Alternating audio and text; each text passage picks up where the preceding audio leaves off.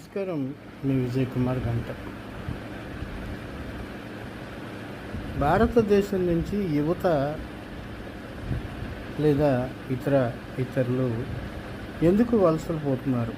వలస దేశాల్లో అక్కడ భారతీయుల్ని చులకనగా చూస్తున్నారని తెలిసిన తర్వాతగా ఎందుకు వెళ్తున్నారు? కొన్ని ఇక్కడ ఉపాధి అవకాశాలు లేవంటే మెరుగైన అవకాశాలే ఉన్నాయి. కరోనా సమయంలో ఐటీ రంగానికి సంబంధించి వర్క్ ఫ్రమ్ హోమ్ అందుబాటులోకి రావడం, కొంతమందిని తీసేసినప్పుడు యువత తమ మేధస్సును ఉపయోగించి ఆహార పదార్థాల విక్రయం, కూరగాయల విక్రయం, అలాగే అనేక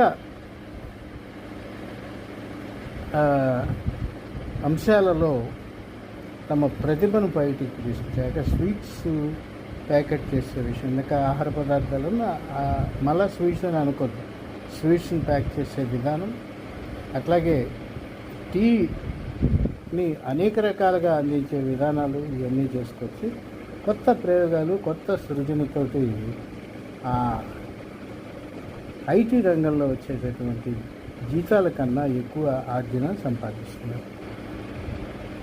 అంత తెలివితేటలు ఉన్నటువంటి యువత మళ్ళా పరిస్థితులు చక్కబడగానే ఎందుకు అమెరికా వైపు, లగ్జంబర్గ్ వైపు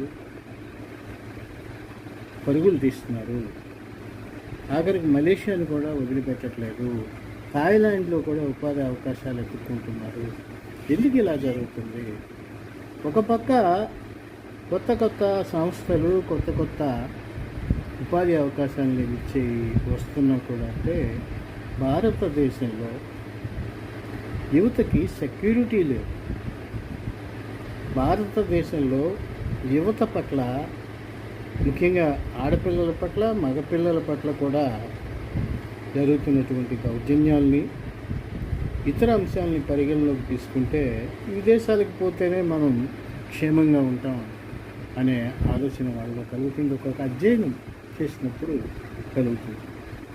ఎందుకంటే విపరీతమైనటువంటి ఫ్యాషన్ డెవలప్ అయింది, పొదుపుకు అవకాశాలు ఉండటం లేదు, ఇతరత్ర కూడా ఖర్చులు పెరిగిపోతున్నాయి, అన్ని విధాలా కూడా సరైనటువంటి వైద్య సదుపాయాలు లేవు.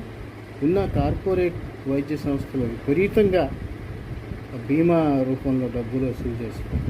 ఇంచేత దేశీయ, రాష్ట్రీయ యువతకు ప్రభుత్వాలు భద్రత కల్పించి వలసను ఆపాలి.